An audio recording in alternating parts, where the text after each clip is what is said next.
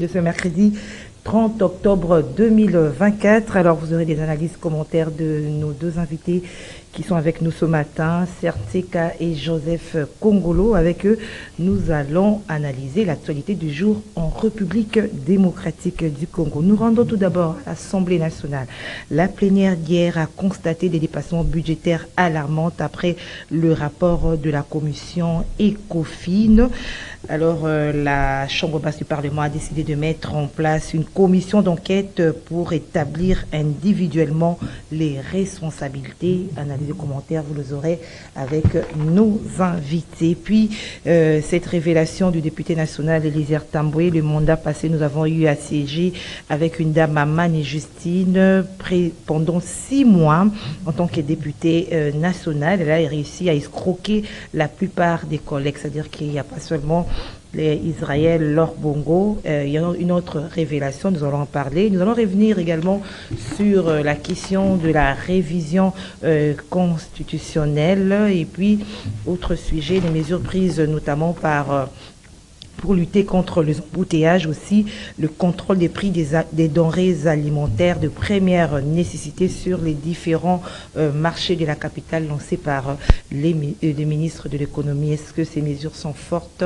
Nous allons analyser de ce sujet avec nos invités. Merci de nous rester fidèles. Serge Tseka, bonjour.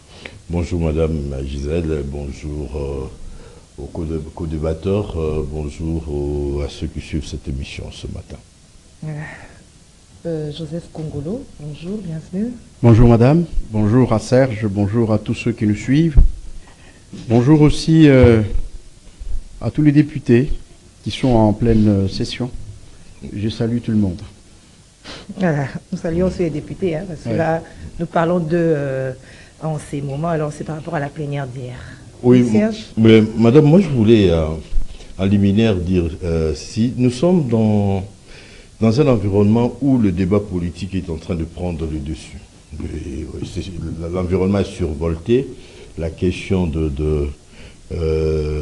la révision ou changement, les termes n'est pas encore consacré, est en train d'occuper tous les débats, mais en réalité, le vrai débat, on ne le fait pas. Le vrai débat, c'est le plan de l'économie. Nous sommes un pays chantier, où si vous visitez les 6 points des chefs de l'État qui sont devenus les programmes du gouvernement, qu'il y a des routes. Je prends l'exemple du PED 145 territoires dans sa deuxième phase, où on va faire des routes agricoles, on va faire des marchés, on va faire des résidences, on va faire des infrastructures solaires et même d'eau, de forage.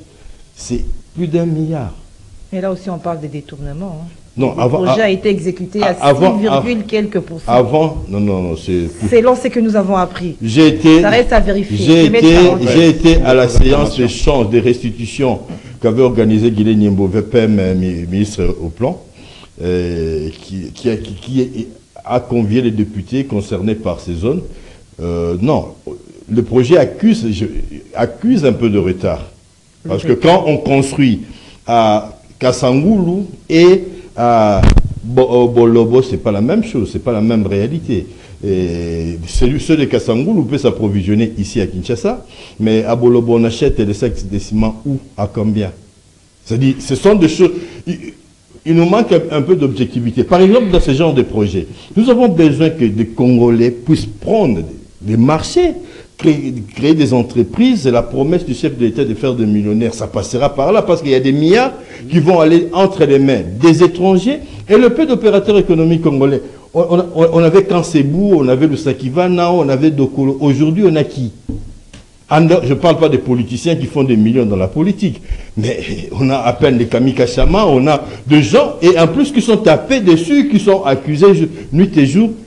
L'esprit congolais, moi je prends toujours une forme de patriotisme économique, qu'on soutienne ceux de notre. J'irai acheter des pains chez l'étranger quand le Congolais n'aura pas à vendre du pain. Et sur ce terrain-là, c'est le vrai débat, parce que quand le Congolais a l'argent, il ira certainement à Matungé, il ira à Nyangwe, l'argent va circuler ici. Et quand les autres qui font la sous-traitance et qui font des entreprises, qui occupent la Gombe ici, il y a une forme d'apartheid qui s'installe, ont l'argent, ça rentre chez eux. Je ne vais pas citer les pays.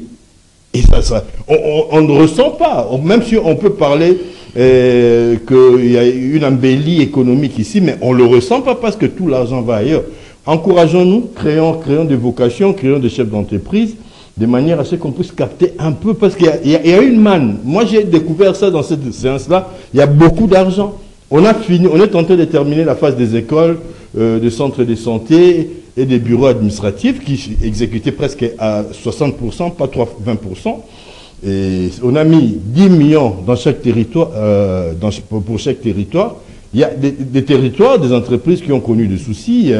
Et évidemment, il faudrait un coaching, il faut un encadrement. Ouais. Sinon, les Indiens, les Libanais, je les cite quand même, viennent prendre de ces marchés-là et l'exécuter. Donc, les réalités du terrain, les réalités de nos territoires ne sont pas les mêmes.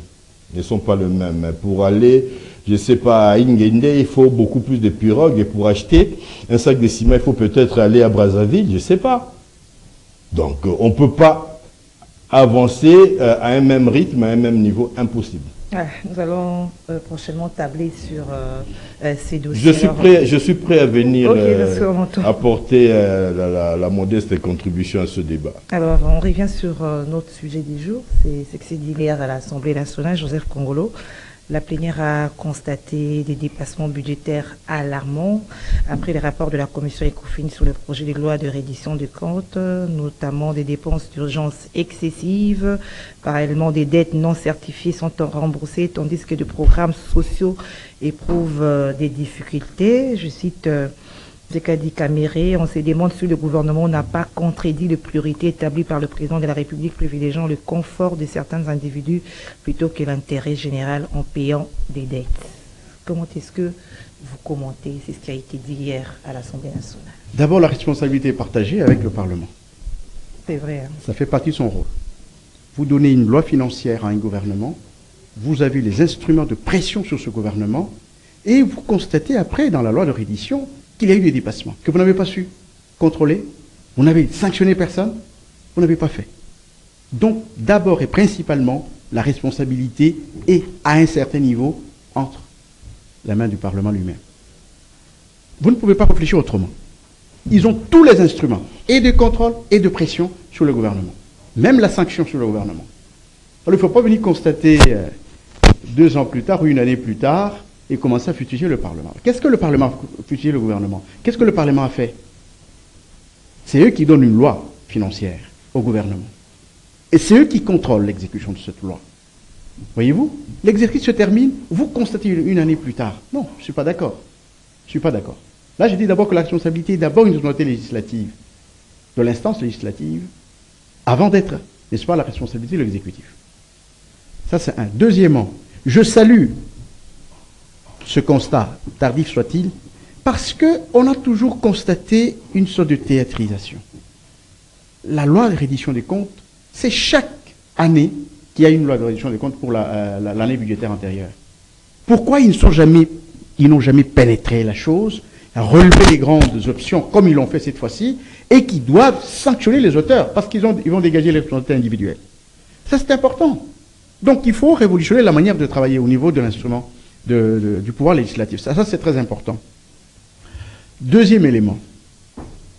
Je crois qu'il faut mettre de l'ordre dans l'exécutif. Et quand je parle de l'exécutif, je parle du président de la République et du gouvernement. C'est eux qui constituent l'exécutif. 2 institutions qui constituent l'exécutif. S'il n'y a pas coordination, il n'y a pas cohérence, en ce moment-là, il y a un conflit à l'intérieur de l'exécutif. Un conflit à l'intérieur de l'exécutif, ce n'est pas correct. Ce n'est pas du tout correct de voir des dépassements budgétaires excessifs dans des secteurs qui ne sont pas prioritaires. Donc le constat du président Kamere est correct. Mais il a une part de responsabilité. Malheureusement, on ne sera pas sanctionné les parlements. Sa part de responsabilité, je ne sais pas s'il était aux affaires. Non, il n'était pas aux affaires. Mais il était ministre de l'économie à l'époque. En 2023, mais il a aussi sa part de responsabilité. Et alors, à ce moment-là, il a sa part de responsabilité. Et d'abord, il faut chercher aussi à fouiller dans toutes les affectations budgétaires, n'est-ce pas, de l'ancien ministre, n'est-ce pas, l'économie, pour voir si... Non, de l'économie, il était l'économie. S'il a aussi sa part de dépassement budgétaire. En dénonçant comme ça, c'est comme si c'était des douanes, alors. Non, il ne peut pas se dédouaner. Ici, il parle en tant que président du Parlement. Oui. Il doit refléter l'opinion du Parlement. C'est normal. C'est normal. Mais quand il faut établir des responsabilités individuelles, il peut se faire qu'il soit parmi, n'est-ce pas, les personnes qui ont fait des dépassements excessifs. En ce moment-là, la sanction réservée à tout celui au récalcitrant lui sera aussi réservée en quelque sorte. Donc, ce que je veux dire, c'est ceci, madame. Je suis d'accord qu'on pénètre, n'est-ce pas, la loi de reddition et corriger les erreurs qui ont été commises dans la loi prochaine. Il ne faut pas que demain, donc en 2025, qu'on nous parle de 2024 avec des dépassements budgétaires. En ce moment-là, le Parlement n'aura pas fait son travail. Parce qu'il doit sanctionner, aller plus loin pour empêcher, dissuader tous ces ministres véreux qui font des dépassements. Et en plus, il y a des responsables, numéro un. C'est d'abord le ministre du Budget et des Finances. Parce que le ministère du Budget, c'est lui qui vérifie les affectations budgétaires à chaque service, chaque secteur. Comment permet-il, n'est-ce pas, que tel secteur, qui n'est pas d'abord prioritaire, ait des dépassements budgétaires excessifs? C'est qu'il y a un problème de gouvernance. Il y a un problème de gouvernance. Le ministre de Finances, la même chose. Moi, je crois que sur leur table de travail, il y a d'abord les priorités du président de la République. Si vous êtes ministre du Budget, sur la table du travail, vous devez avoir les différentes affectations budgétaires dans les secteurs tels qu'ils sont repartis dans le budget. Tel secteur, ça doit être sous les yeux. C'est ça le travail que vous avez, non pas un autre travail. Ça doit être sous les yeux. Mais alors, si tout ça, nous comprenons que ça peut être une complicité. C'est une complicité entre le ministère du Budget et le ministère des Finances. Si, bah ouais, qui contrôle le ministre des Finances? C'est qu'à toi qui es souvent dans ces réunions, qui contrôle le ministre des Finances? Dans les sorties de fonds. Quelque part, celui-là aussi doit être impliqué, doit avoir une grande responsabilité. L'ancien ministre des Finances. Oui, mais même actuellement, qui contrôle le ministre des Finances aujourd'hui? Parce qu'il fait des dépassements, il n'y a pas de reproches, il n'y a pas de reprimande, il n'y a rien, et ça passe. Il faut constater ça l'année budgétaire prochaine, et avec regret. Entre-temps, on ne voit pas... mais entre-temps, certes, c'est qu'il y a chaque semaine, il y a des conseils de ministres. Alors, ces dépensements, ils ne sont pas énoncés lors du conseil de ministres. Madame, nous sommes dans un secteur technique spécifique qui est celui de l'économie et des finances. Je salue la clairvoyance et le courage du président Vital Kamerhe qui a eu le courage de le dire. Mais ce n'est pas une nouveauté. ODEP et toutes les structures qui suivent l'exécution de budget en République démocratique du Congo ont toujours dénoncé les dépassements. Ces dépassements concernent quoi? Concernent ce qu'on appelle des institutions budgétivores, présidence de la République, Assemblée nationale, gouvernement, des services ad hoc, je ne sais pas. C'est là où ça se passe. Et comment on peut pas avoir des dépassements quand plus de 60%, 70%, tel qu'on a entendu, des dépenses ont été faites en mode d'urgence. C'est-à-dire sans suivre la procédure normale. Parce qu'évidemment, on convient que dans un pays comme le Congo, il y a toujours des urgences. Il peut y avoir catastrophe par là, attaque de M23 par-ci. Bon, mais est-ce que exclusivement plus de 50% du budget soit exécuté en mode d'urgence? C'est là où, et je rejoins l'ancien ministre de l'économie qui est redevenu encore actuellement ministre de l'économie, l'actuel ministre de l'économie, le professeur qui a parlé de coulage. Mukoko Samba qui a parlé de coulage. C'est-à-dire, il y a une forme d'indiscipline budgétaire, parce que normalement, on ne devrait pas, avant de désaffecter une dépense, une ligne budgétaire, ça doit faire objet de conciliation, de discussion. Mais ce n'est pas seulement la responsabilité du gouvernement dans ce sens que le dépassement se constate dans plusieurs institutions. Ça, c'est de un.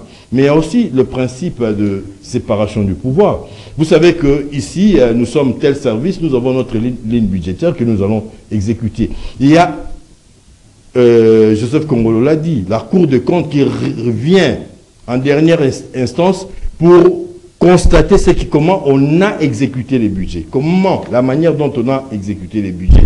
La Cour des comptes fait des observations, mais cette Cour des comptes-là, peut représenter quoi?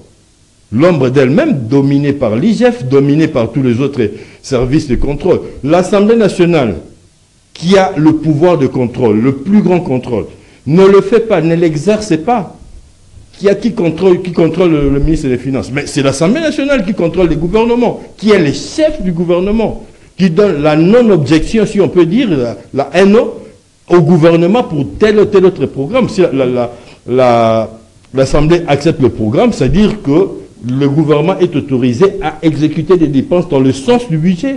Et quand le gouvernement commence à exécuter dans un autre sens et que l'Assemblée est là, c'est-à-dire que là, l'Assemblée ne fait pas son travail. Là, ça revient encore une fois au pied de Vital Kamerhe, président de l'Assemblée, pour qu'il puisse activer les services de contrôle de manière à ce qu'on puisse sauver. Là, nous tendons vers le dernier semestre, je dirais le dernier trimestre de l'année, mais si on veut constater comment ce budget-là a été exécuté,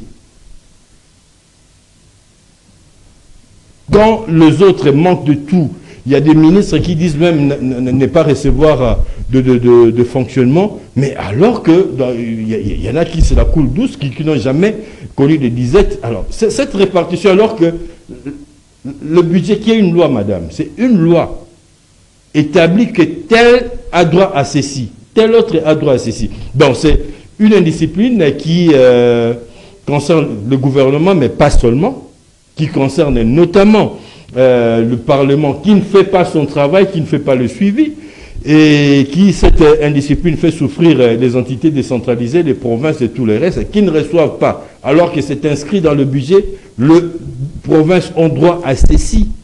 On va taper, on commence déjà à taper sur Bumba. On dit des choses sur Bumba, je ne vais pas prendre sa défense, mais ils reçoivent quoi? Ils perçoivent quoi en termes de leur dû?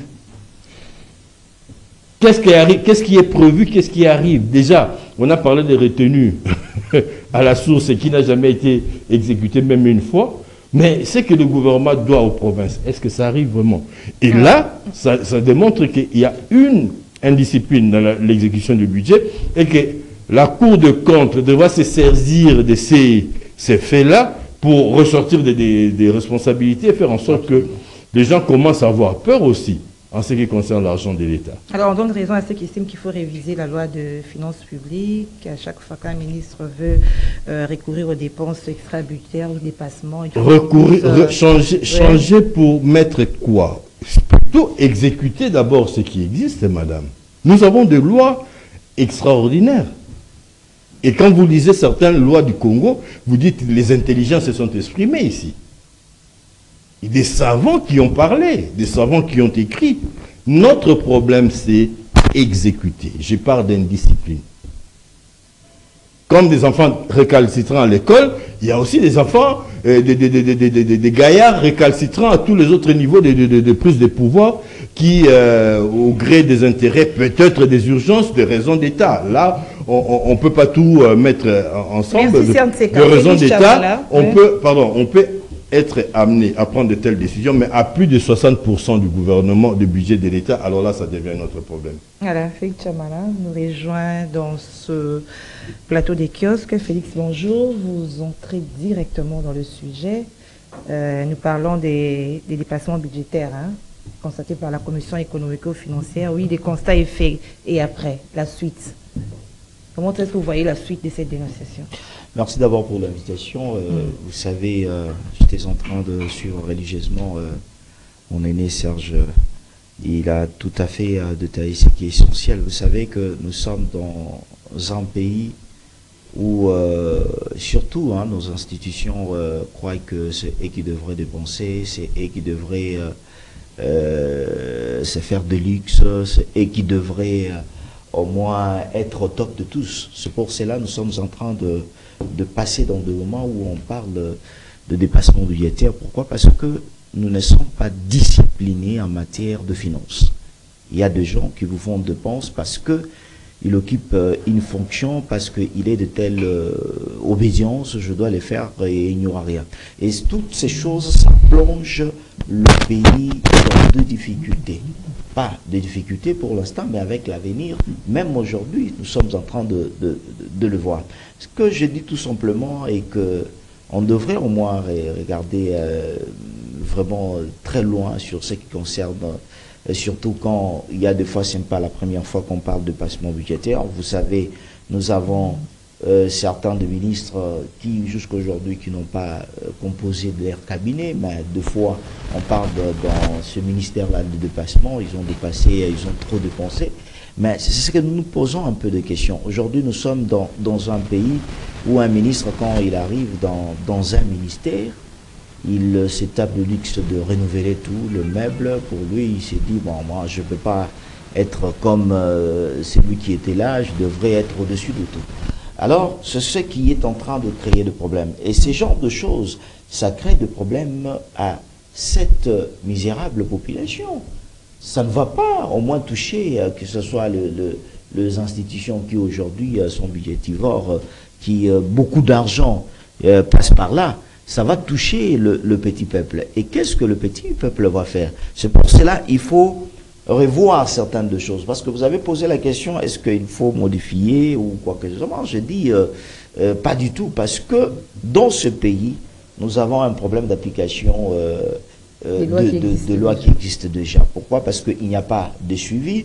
Vous allez voir que quelqu'un, malgré que nous sommes on peut avoir un ministre dans son ministère où il fait des dépenses sans contrôle. Il a fait la caisse du ministère comme sa propre caisse de la maison, où à chaque fois quand il a de problèmes, il devrait passer aux finances pour récupérer quelque chose, sans toutefois calculer et mettre ça. Et tout ça, ça crée de problèmes à notre pays. Vous savez, nous avons une Assemblée nationale budgétivore, nous avons plus de 50 quelques ministres, nous avons un Sénat aujourd'hui que je me demande pourquoi garder le Sénat jusqu'aujourd'hui. Nous avons des assemblées provinciales.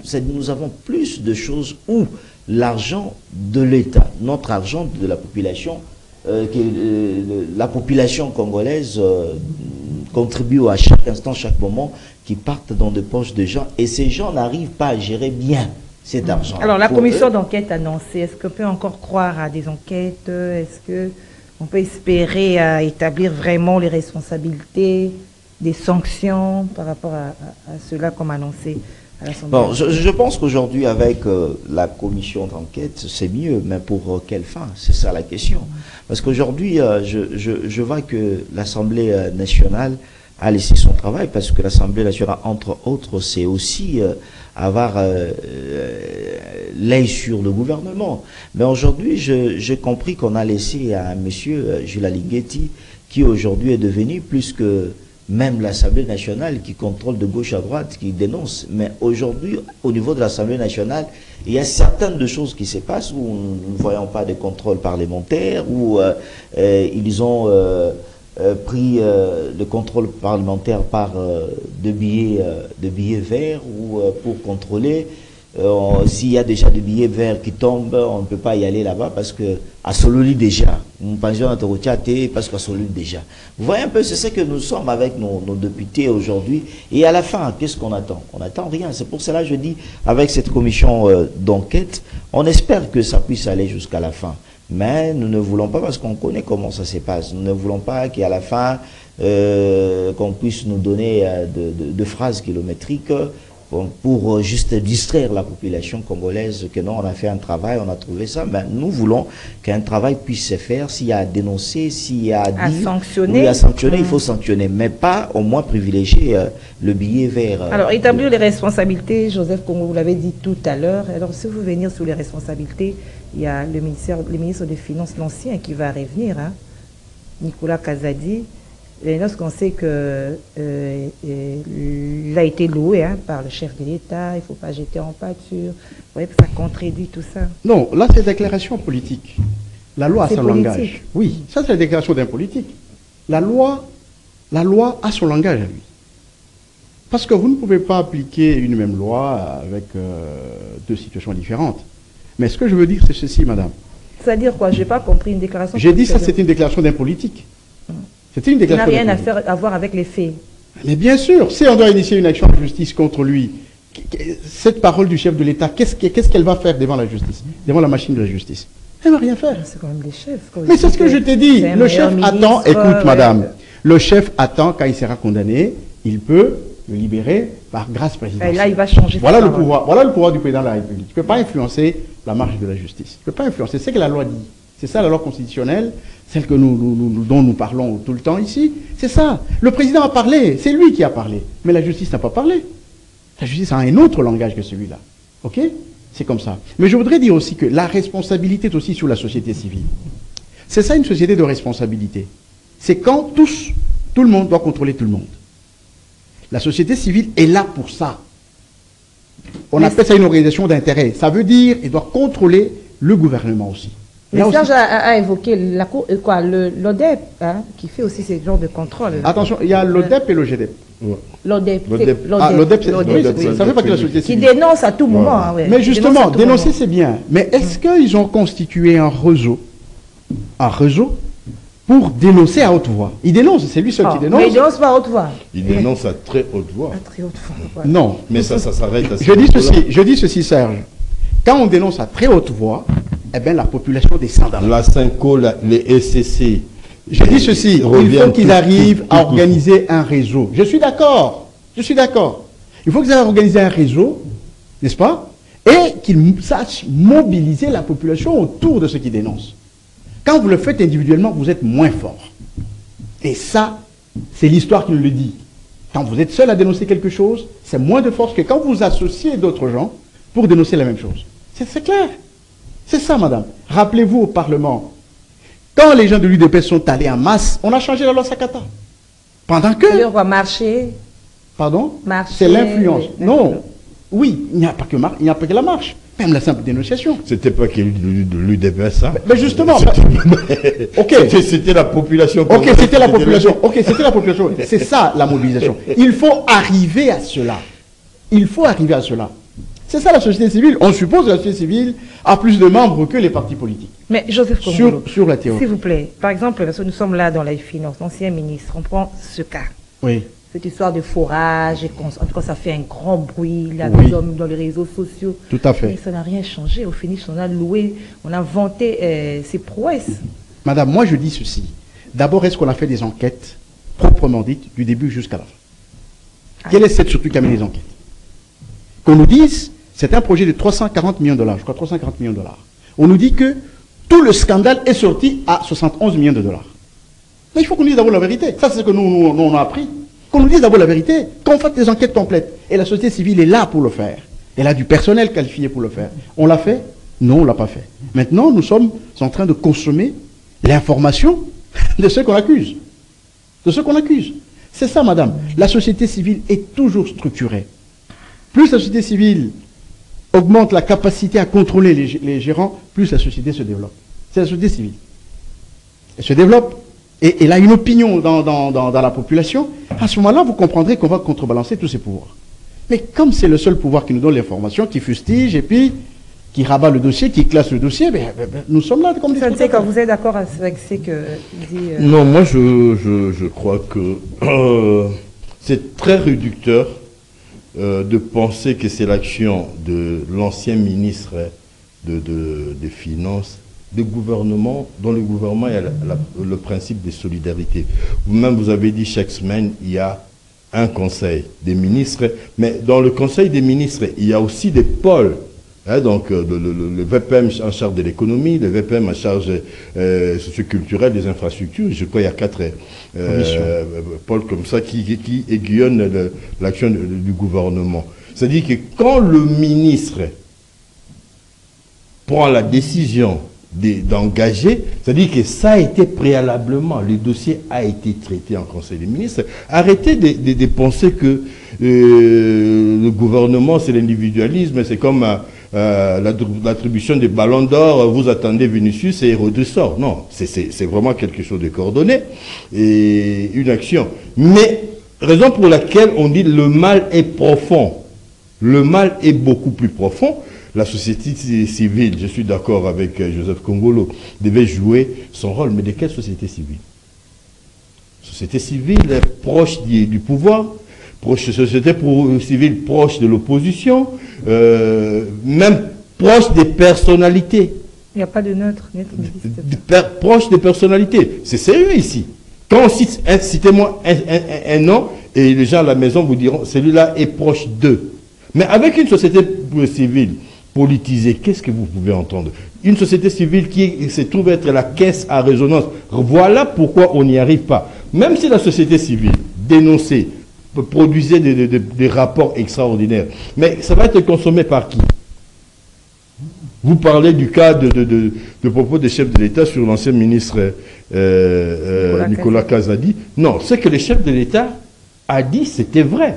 Le ministre, pendant son mandat, a permis à la RDC de re-signer avec les institutions de Bretton Woods. Il y a eu un bon comportement dans le dialogue avec les partenaires financiers qui a fait qu'à un certain moment, nous soyons bien cotés. Mais cela n'exclut pas, pour autant, que quand il y a des problèmes, il y a des cas de mégestion, qu'on puisse les dénoncer.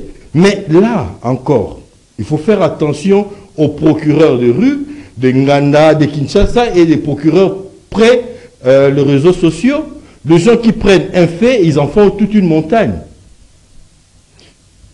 Exactement, qu'est-ce qui a été autorisé de faire? Quel est le montant qu'on a mis sur la table pour ce projet et ça a été exécuté à combien? À quel niveau, à combien de pourcentage? Ça, ces débats-là, on ne le donne pas. C'est-à-dire que je n'aime pas votre tête ou j'ai des problèmes avec vous. J'utilise les réseaux, notamment, malheureusement, médiatiques, pour lyncher quelqu'un. C'est vraiment le lynchage en règle. Et ça, ce n'est pas le travail des journalistes. Et malheureusement, là, nous avons aussi, nous, journalistes, la responsabilité de finir les sales besognes des politiques qui n'ont pas le courage d'affronter leurs adversaires. S'il y a une vérité, mais la vérité, c'est à quel niveau? Je suis en train de blanchir personne, mais je dis qu'il manque beaucoup d'objectivité dans nos propos. Raison pour laquelle, quand le chef revient pour dire, mais il faut regarder. Mais qu'est-ce que le chef a voulu rappeler? La présomption d'innocence.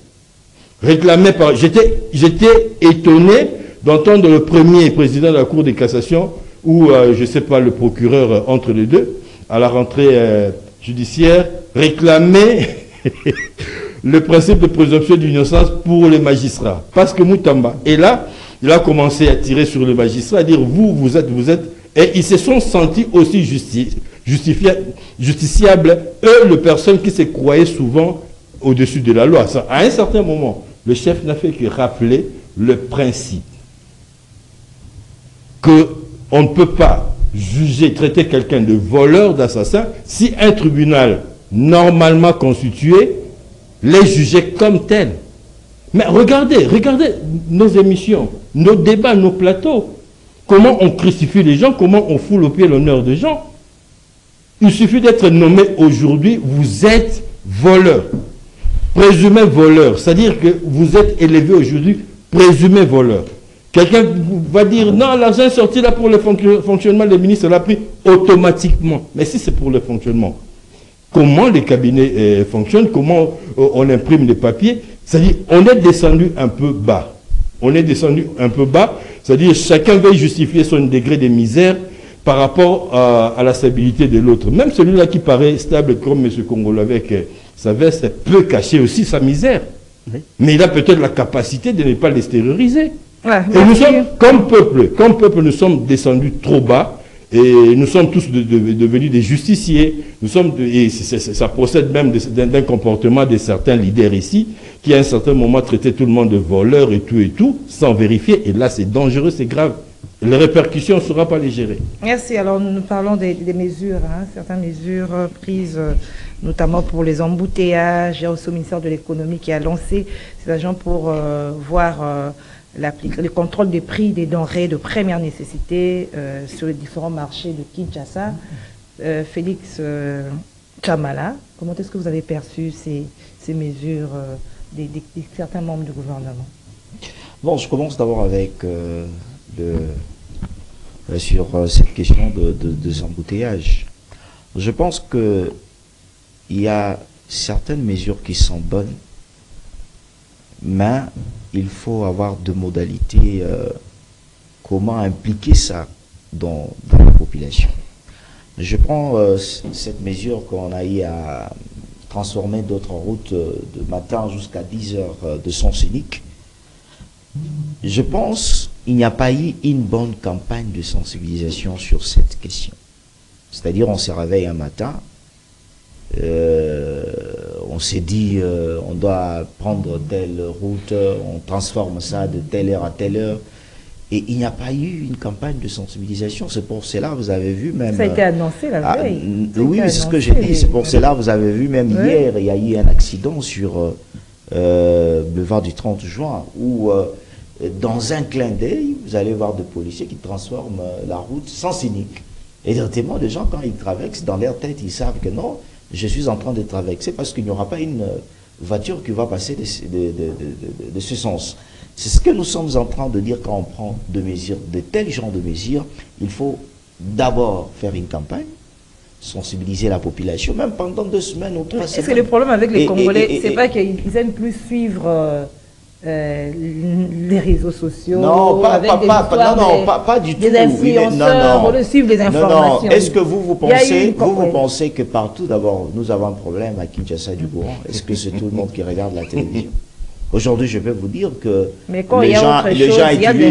les gens utilisent trop de téléphones par rapport à regardant la télévision. Il y a quelqu'un qui vous dira, ça fait une semaine, je ne regarde pas la télévision. Et les messages sont passés par le réseau. Mais ce que j'ai dit, les réseaux sociaux, alors il faut se demander, c'est tout le monde qui a le téléphone. Une autre question.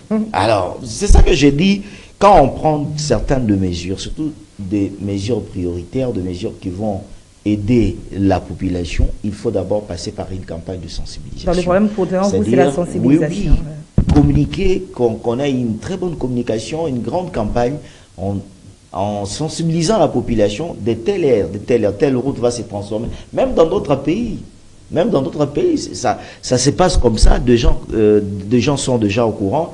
Telle route, par exemple, quand vous prenez Kavambare, à partir de 8h à 11h, c'est sens unique. C'est les gens qui quittent vers Willery, vers Bon Marché. C'est-à-dire c'est déjà une culture déjà cultivée dans la tête des gens. Mais on ne peut pas prendre des décisions. C'est pour cela, vous voyez qu'à Kinshasa, on nous prend des décisions. J'ai vu, laissez-moi, parce que je n'aime pas trop critiquer, mais moi, ce qui m'éthique, ça signifie, vous venez, vous lancez les travaux, mais après, on me dit, non, on a lancé les travaux, mais les travaux vont commencer au mois de janvier, février. Mais je ne sais pas. C'est-à-dire, vous êtes venu faire quoi? C'est-à-dire maîtriser d'abord cette population qui vous demande trop. Vous dites non, si je pars lancer, ils voient au moins que je lance. Même après 1 mois, 2 mois, je reviens, il n'y a pas de problème. Non, soyons au moins sérieux dans ce que nous sommes en train de faire. Mais Félix, est-ce que vous ne trouvez pas que face à l'incivisme de la population, notamment si je prends les cas de l'insalubrité, il faut prendre des mesures fortes? Si vous comparez sous d'autres cieux, là déjà la mentalité est tout autre. Mais ce que je vous dis... Quelqu'un essaie de lui-même que je ne peux pas jeter mais ce que je vous dis ceci. Serge a parlé que nous avons de lois, mais qui s'ouvrent. Je pense qu'aujourd'hui, on prend juste un exemple dans des quartiers où vous voyez une maman avec des déchets jetés dans la rue. Si on arrête, on interpelle cette maman.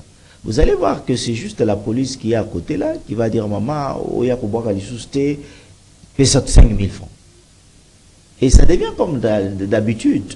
C'est-à-dire, nous avons un problème. D'abord, l'État devrait prendre des responsabilités avant d'engager ou bien d'accuser la population. Nous avons un État où, de fois, qui fléchit devant certaines des conditions. Moi, je suis en train de me demander aujourd'hui, quand on a eu à faire cette décision que toutes les voitures... qui font de transport devraient être en couleur jaune. Vous avez vu aujourd'hui à Kinshasa, c'est tout le monde avant de faire entrer sa voiture. De tels genres je peux dire, de volonté, de mesures, il faut accompagner jusqu'à la fin. Parce qu'aujourd'hui, vous dites dans d'autres cieux, pourquoi? Moi, je me demande tout simplement, c'est déjà un système qui est déjà installé. Quand vous arrivez dans un pays, directement, vous observez comment des choses... C'est-à-dire, vous-même, il n'y a pas problème qu'une personne puisse vous dire non, Félix, regardez ici avant de traverser. Vous-même, vous arrivez, c'est-à-dire juste le mouvement de gens vont vous interpeller comment se comporter dans la société. Merci Félix. C'est-à-dire nous avons un problème. Le gouvernement ou bien notre État est faible devant certaines lois. Nous devons appliquer et aussi avoir des suivis dans ce que nous sommes en train de faire. Alors, merci Joseph Kongolo. Qu'est-ce que vous pensez de ces mesures? Apparemment, Les Congolais aiment une chose et le contraire. Hein. On veut mettre fin à l'embouteillage. On devrait s'adapter aux mesures ou comment? Où ça tient? D'abord, c'est une mesure pilote dans les efforts pour arrêter ou diminuer un peu les embouteillages. Ils sont en train d'expérimenter une technique qu'on n'a jamais expérimentée ici. Ce qui fait que les gens n'ont pas vite compris la chose. Voyez-vous? C'est vrai, je suis d'accord avec la sensibilisation. Je suis d'accord avec la sensibilisation. Je crois qu'ils ont attendu aussi d'acquérir quelques véhicules. Je vois ce sont les véhicules bleus là de la police qui essayent d'aligner les gens. Je pense plutôt que si ça fait 2 semaines, 3 semaines, parce qu'il y a quand même des résultats positifs jusque-là. De chez moi, quand j'arrive ici, en tout cas aujourd'hui, il n'y a pas eu d'embouteillage. Nous sommes venus, pratiquement toutes les chaussées sont dégagées. Donc si ça continue comme ça, alors petit à petit, ça va former la conscience des usagers de la route. Ce n'est que le début. Hein. Oui, ça va former la conscience des usagers de la route. Comme il a dit, c'est vrai, bon, les chauffeurs eux-mêmes, ils commencent à 5 heures, ils terminent à 20h, 21h, ils n'ont même pas le temps de suivre les informations. Voyez-vous? C'est sur le terrain qu'on peut mieux les avoir et peut-être leur donner des indications précises pour ça. Pour moi, je pense que ce qu'ils sont en train de faire, au bout d'1 mois, on va devoir évaluer, voir si c'est ancré dans la mentalité des gens. D'abord, si le résultat est bon, et s'il est bon, on doit jauger aussi de la capacité d'intériorisation de tous ces usagers de la route. Mais la spéculation des prix du côté des chauffeurs, le prix de la course, surtout les motos, ils ont pratiquement doublé, triplé les prix. Là aussi, on devrait revoir. D'abord, les prix, c'est le gouvernement qui fixe, ce n'est pas le gouvernement. Il y a une loi, c'est dans toutes les villes, dans toutes les provinces, c'est le gouvernement qui fixe les prix. Comme on a diminué un peu le prix du carburant à la pompe, je crois que nous attendons une mesure forte de la part du gouverneur pour fixer les prix. Fixer n'est pas tout, mais il faut aussi avoir des instruments de contrôle. Et de contrôle, pas de contrôle de 2-3 jours après. Alors, comme on connaît la mentalité congolaise, comme Seka a dit tout à l'heure, que le problème est plus profond ici chez nous, c'est qu'il faut maintenir ce contrôle avec la même vigueur pendant longtemps pour que les gens fixent cela. Et surtout, la société civile a aussi un rôle à jouer, même si Seka n'est pas d'accord. Vous revenez toujours sur la société civile. Chaque fois, quand il y a quelqu'un qui change les prix, eh bien, la population doit réagir. Ailleurs, on n'entre pas dans le bus. Je me rappelle, à Lubumbashi, quand vous n'êtes pas sur le rang, vous n'entrez pas. À une certaine époque, je ne sais pas ce qui se passe aujourd'hui. Quand vous êtes aligné, personne ne peut venir d'ailleurs pour rentrer dans le bus. Il n'entre pas. Ou bien c'est tout le monde qui refuse d'entrer. Donc, nous avons aussi une autre pression exercée sur les récalcitrants.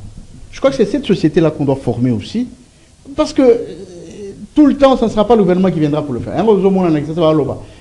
Président le pays hôtel sur le Cambodge. Donc, l'équipe gouverneur, l'équipe va taper mion sur le président de la République. Donc, nous-mêmes, nous pouvons aussi nous assurer cette sécurité-là. Non, monsieur. Ici, c'est sens unique, tu ne peux pas entrer. On peut faire la pression sur le chauffeur, comme nous le faisons sur les motards quand ils roulent vite. Donc, je crois qu'il y a un travail de fond qu'il faut faire, de la part de la société civile. Je me rappelle une fois même dans les églises, on passait des messages. Quand la Covid est venue, on a utilisé les églises pour sensibiliser les gens. Pourquoi on ne peut pas sensibiliser, on ne peut pas utiliser les églises aussi pour d'autres problèmes, comme en particulier la salubrité aussi, tout ce qu'on a de donner comme mesure. Je crois que on doit aussi former une société, on doit aussi intérioriser certaines valeurs au sein de la société pour pouvoir asseoir certaines mesures. Nous n'allons pas attendre que le gouvernement vienne le faire. La police ne sera pas partout. Donc il y a des choses, non, c'est combien, c'est 2000, non, c'est 1500. C'est 1500. Alors nous n'entrons pas. Si vous mettez 2000, nous n'entrons pas. C'est 1500, c'est ça la loi. Là, la police ne sera pas là. La police viendra peut-être quand vous allez commencer à vous chamailler. La police peut venir pour arrêter le désordre. Mais d'abord, nous devons être formés à ça. Merci. Santika, votre point de vue. Oui, je commencerai par saluer le dynamisme de Bob Amisso, le ministre provincial des Transports et Mobilité urbaine, avec qui j'ai eu... C'est national, hein? Non, c'est le ministre national qui est au-dessus. Non, c'est... Les compétences sont d'attribution.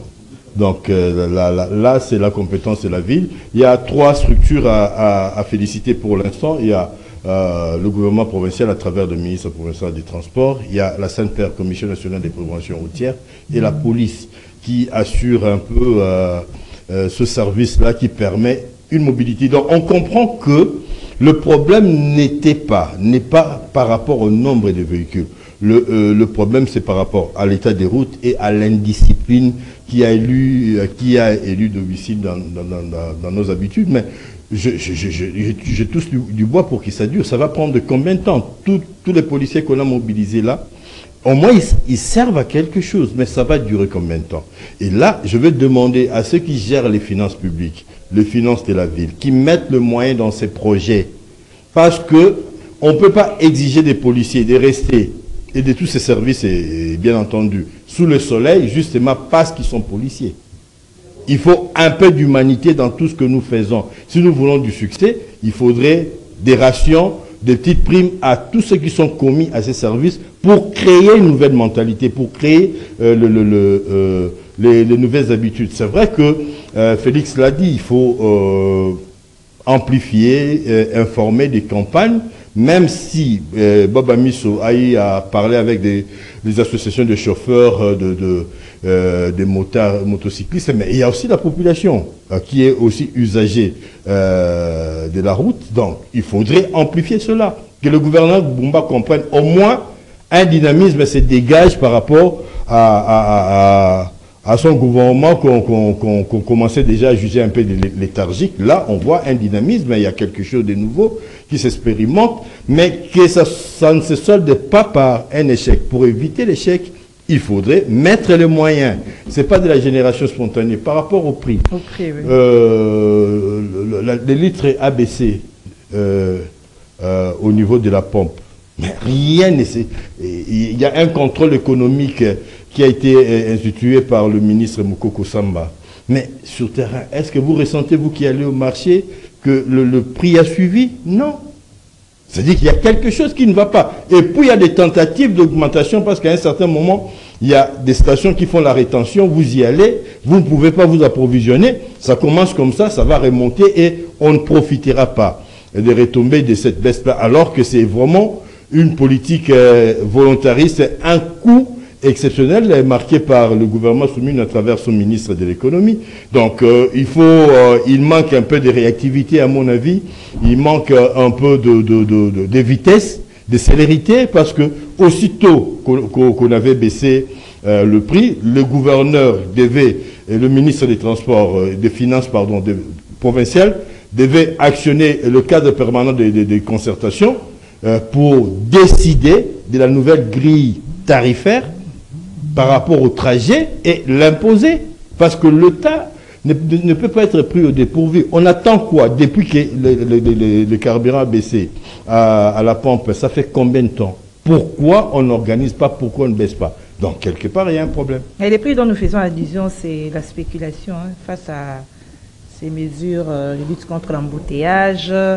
Et chaque chauffeur, chaque motocycliste fixe son prix. Nul ne peut être au-dessus de l'État. C'était terrible. Nul ne peut être... Là, ça montre encore une fois que l'État n'est pas encore arrivé à ce niveau-là. L'État ne s'implique pas pour convoquer les syndicats des chauffeurs, de WEWA, des opérateurs économiques, des consommateurs, les services de l'hôtel des villes pour décider cela. Il faut quoi?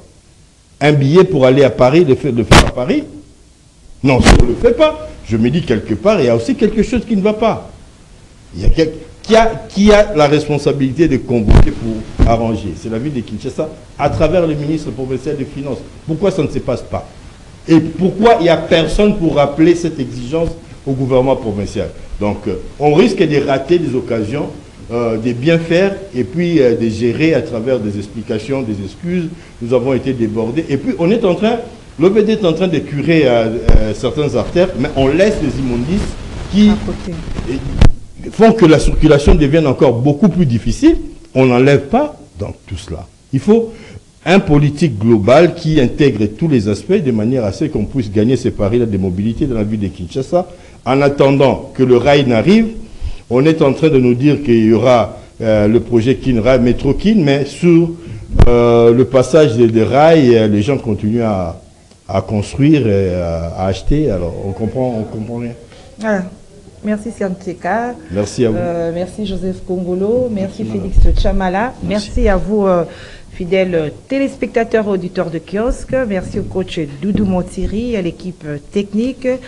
Merci, je vous retrouve vendredi avec le même plaisir. Au revoir.